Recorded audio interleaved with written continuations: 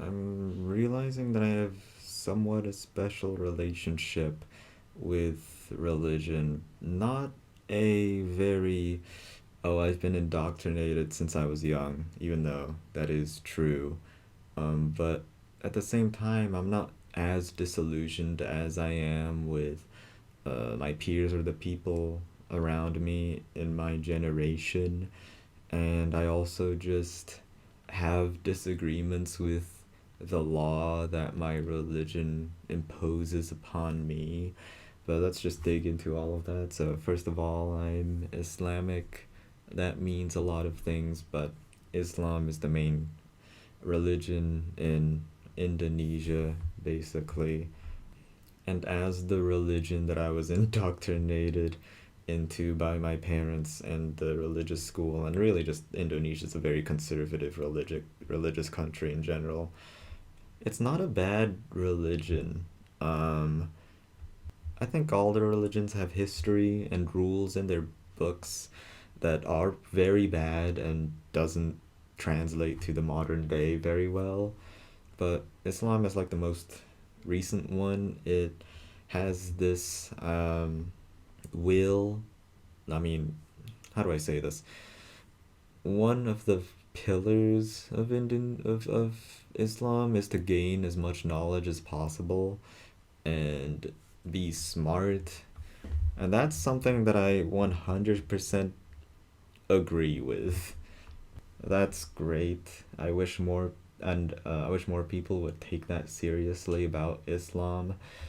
But like, I don't want to become I used to want to become a scientist, but I don't want to um, gain more knowledge in the generic scientific way, making research papers or whatever. But that definitely incentivized a lot of people back in the day and have this golden Islamic age of science. You know, the guy who invented algebra was Arabic.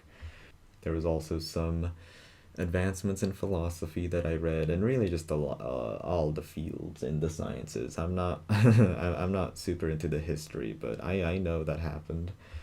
And also, it's been proven again in a YouTube video that I saw that was like a conversation between Hinduism, Christianity, and Islam, and everyone agreed that the Islam speaker was the smartest out of the three. Like, instead of saying, "Oh, I think this," or "I believe that," the Islam speaker always noted, "Okay, so in the Quran it says this," or according to a hadith it says this, and everyone noticed, okay, he actually has sources and he bases his thoughts off of things that actually exist. And he's also just, a fun guy, a very humble person. It was a good video, and it actually kind of converted a lot of people into Islam, according to the comments at least. So, Islam, cool country, I'm fuck, cool religion, not the best. I disagree with quite a few laws, and there's also just the idea of religion, of monotheism, having one all powerful, all good God. Like, it's been a topic of philosophy for a very long time. I think even before Christianity, about the existence of God. I know this because I read his historic philosophical book, so trust me, okay? And it's very interesting, but um, I think genuinely having faith and believing in a monotheic, in one God, is a bit. It's a thing that has a lot of contradictions, and I hear a lot of atheism arguments that are pretty convincing and question a lot of God's decisions back then according to the holy book. And when I hear like atheist arguments, I personally think that they are true, they are correct, because the holy book was never meant to be taken so seriously as if they are fact or reality. They are closer to fantasy stories that have morals in them instead of taken as actual reality. I'm pretty sure this is like the opinion of a lot of scholars, but I don't have links or sources, sadly. I heard it from a YouTube video explaining the family tree of Islam, so you can go there to check that out, I guess. And also, when it comes to atheist arguments, just take what you want out of the religion and leave the parts that aren't um, good for you, I guess. The ones that don't translate into the modern day very well. Obviously, you have to follow all of the rules for good reasons. Like at that, like if you just want to do whatever you want and break some of your religion's rules, then why even have a religion at all? Just do what you want. Um,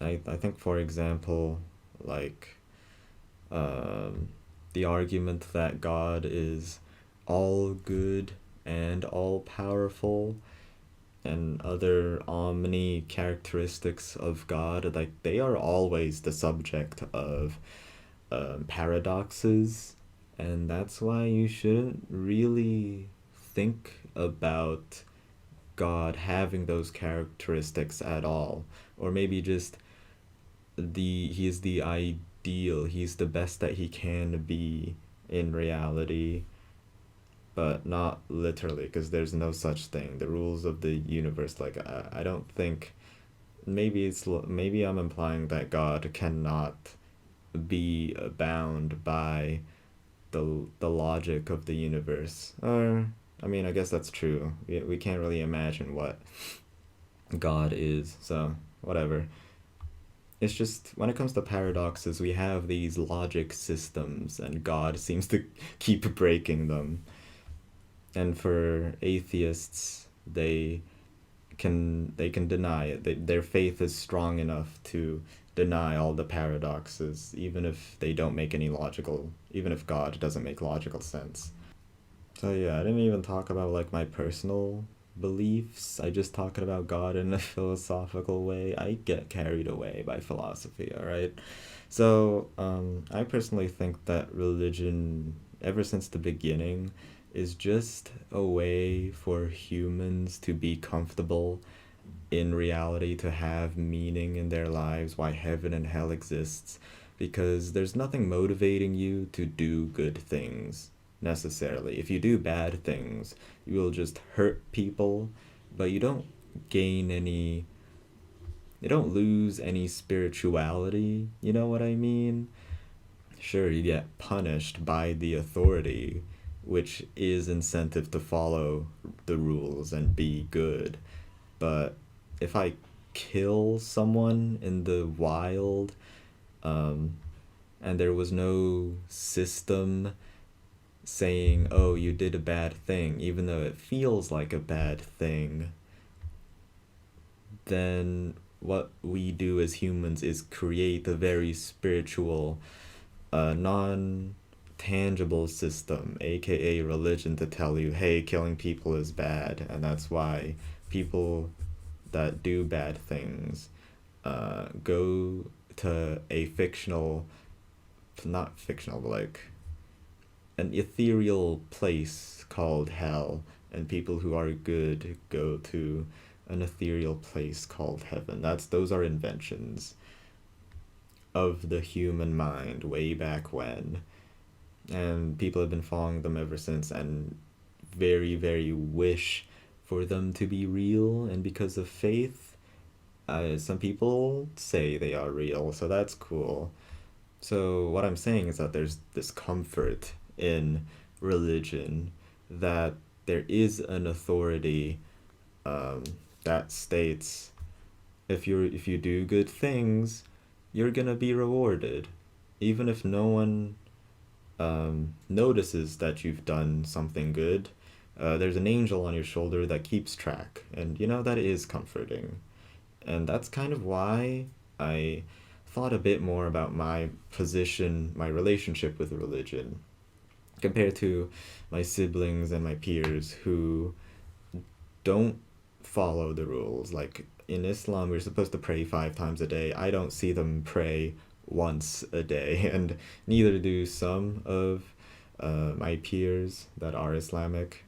And obviously, they're gonna be totally and completely berated by the complete opposite of the spectrum, which is my parents and pretty much the entire generation above, and most Muslim Indonesians basically that are very conservative, very religious, very evangelical, and if you say anything bad about their religion or betray any rules of their religion, they will look down upon you and actually just be mad. Like, for example, Lady Gaga, who went into who wanted to have a concert in Jakarta back in the 2012, 2014. I don't remember when specifically, but she was basically outed as the devil by Indonesian extremists, Islam extremists, because she liked to party and she liked to drink, both not good things in Islam, and she liked to do it naked. Like, she wore very revealing outfits, which would be fine in America, but over here they're bad. So I don't think she was even let into the country. And what's kind of funny is that she even released a song called Party Nauseous, which is basically, hey, let's just have fun, hang out, have a drink, y'all. We don't have to fight each other. And having a drink and partying is still against what Islam is about. I'm sure she's just trying to say, let's not make this such a big deal. We are all human, we can talk it out. But whatever, it sucks that the little monsters in Indonesia didn't was never blessed with our big mama monster over here. So yeah, I'm not part of those extremists, but I do have a slightly stronger relationship I do with religion and actually follow the rules, pray 5 times a day, try not to drink alcohol. Um, because I actually respect it in some way. Like, if I'm in a religion, I might as well follow all the rules, even though, of course, I don't want to be limited by them. I want to eat gelatin and try some alcohol, go out partying. I've never been in a bar or a party before, but whatever. I would like the freedom to. Um, but the other reason why I have a strong relationship with religion is because um, I do find it genuinely comforting, as I've mentioned before. I like it when there's a moral system, and I like it when I do things I get rewarded, even when people realize I didn't do that. And and another thing that I realized is when I am at my lowest point in life, and there were a couple of moments, um, religion is there, God is there to help you. You can pray. And with these supernatural forces that are beyond your understanding, beyond you, you hope they can help you because you're trying to do something good, I guess. Examples, I was hospitalized once. I had these shivers all up across my body. It was very uncomfortable and bad, and I thought I had some serious ass disease. Uh, and my parents basically just noticed that I was praying to God, hoping that I get well soon and that these demons, just leave my body. Because I actually felt like I was getting kind of possessed. Like, I was completely immobilized. And I was in a very uncomfortable position. Like, it was needles, what's the phrase? Pins and needles all over your body, and you just couldn't control yourself, and everything was very sharp feeling from, the tips of my toes to my face. Like, everything was just, it hurt, man. And I wanted God to save me. And my parents were like, oh my God, oh, this little kid, so strong. I didn't expect him to, like, be so faithful. And when I am in the worst moments of my life, I am very faithful. Exams is another example. I had a terrible time trying to get into a college, and I prayed very, very super hard to get into one, because my current skill, uh, my knowledge Like I'm terrible academically. I can't do tests for shit. But I was competing against the best in the nation to get into a college, and I can only pray. I can only pray. That was the last resort I had because I just sucked so much at studying. Like, what? I needed to study more? No. I was studying at the as most as I can, as much as I can, and I would kind of die if I studied anymore. Like, I was already doing it 24/7, you know? So the only other thing I could have done was pray. So that's what I did. Whenever I don't have any other options, I look up to God basically. And I when it comes to atheism, I do think that science is more trustworthy than religion. Like, I feel like religion only exists because science wasn't good enough yet, and science still is not good enough yet. We haven't explained everything. We don't know what the human consciousness is.